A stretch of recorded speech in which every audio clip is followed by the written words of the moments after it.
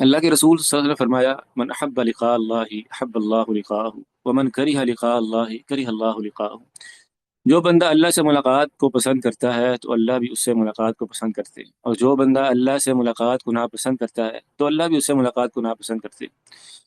سیدہ عائشہ رضی اللہ عنہ فرماتی ہے، میں نے جب یہ حدیث سنی، یہ بات سنی، تو میں نے کہا انا لنکرہ الموت، کہ موت تو ہم سب کو ناپسند ہوتی ہے۔ موت اور اس کی سختیاں، اس کی آزمائشیں، یہ انسان کو ناگوار گزرتی ہیں۔ تو رسول اللہ نے فرمایا یہ اس سے مراد نہیں، اس سے مراد یہ کہ جب بندے پر موت آتی ہے اور جب یہ بندہ یقین کر لیتا ہے کہ اب اس موت کے بعد، اس مرنے کے بعد میں نے اللہ سے ہی ملاقات کرنی ہے، تو وہ دنیا اور اس کی جو زہرہ ہے، اس کی جو یہ جھلمل ہے اور اس کی جو چکا چوند ہے، وہ اس کی نظروں میں ہلکی ہو جاتی ہے، اور اس کو یہ بات محبوب ہو جاتی ہے کہ مجھے اللہ سے ملاقات کرنی ہے۔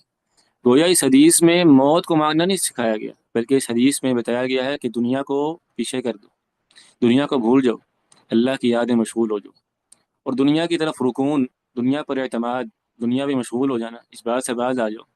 گویا جو بندہ اللہ سے ملاقات کو پسند کرنے والا ہوتا ہے وہ دنیا میں رہنے کو ناپسند کرنا شروع ہو جاتا ہے، یہ مراد ہے۔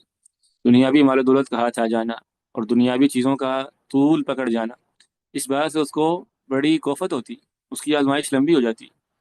اس لیے امام ابو عبید قاسم بن سلام رحمہ اللہ فرمایا کرتے تھے، لیس وجهه عندي ان يكون الانسان يكره الموت وشدته فإن هذا لا يكاد يخلو منه أحد نبي ولا غيره، ولكن المكروه من ذلك إيثار الدنيا والركون إليها وكراهية أن يصير إلى الله تعالى والدار الآخرة ويريد المقام في الدنيا۔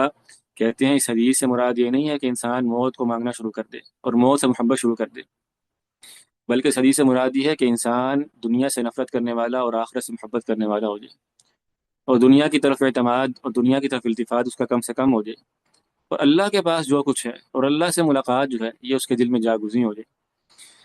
دنیا کی محفلوں سے اگتا گیا ہوں یار، کیا لطف انجمن کا جب دل ہی بجھ گیا ہو۔ تو اقبال نے تو پتہ نہیں کس لیے شعر کہا ہوگا کہ دنیا کی آزمائشیں زیادہ ہیں، یا واللہ علم کیا بات زیادہ ہے، لیکن جو مرید صادق ہے، جسے اللہ تعالیٰ کے ملاقات کی تمنا ہے، اس نے اللہ سے ملاقات کرنی ہے، اس کی تڑپ ہے، تو اس کا یہ حال ہوتا ہے کہ دنیا کی محفلوں سے اگتا چکا ہوتا ہے۔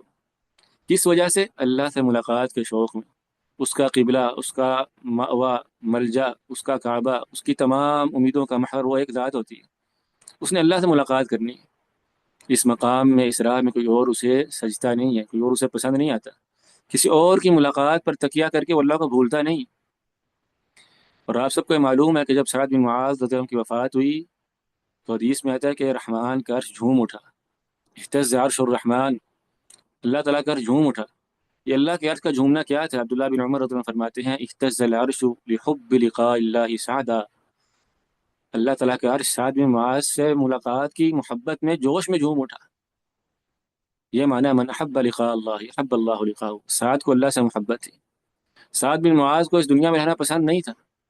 جب انہیں کسی غزے میں زخم آ گیا اور اس کے بعد ان کا زخم، ان کا مرض طول پکڑ گیا، تو سعد بن معاذ کے لیے اس دنیا میں جینا محال ہو گیا، مشکل ہو گیا۔ ان کی تمنا تھی کہ اللہ سے کب ملاقات ہوگی آخر۔ ان کی اس خواہش کی وجہ سے اور ان کی اس تمنا کی وجہ سے جب ان کی وفات ہوئی تو رحمان کا عرش جھوم اٹھا۔ بہت بھاری بات ہے، بڑی عظیم بات ہے۔ اور تورات میں اس طرح کے کلمات تھے، ایا قد طال شوق الابرار الى لقائی وانی الیہم لاشد شوقا۔ موسیٰ علیہ السلام کو اللہ تعالیٰ نے جو وحی نازل کی، اس میں کلمات تھے کیا؟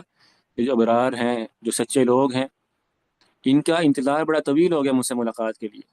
وَإِنِّي إِلَيْهِمْ لَأَشَدُّ شَوْقًا، حالانکہ میں ان سے ملاقات پر زیادہ شوق رکھتا ہوں۔ اللہ تعالیٰ اپنے نیک بندوں سے ملاقات کو پسند فرماتے ہیں، حب اللہ لقاءہ،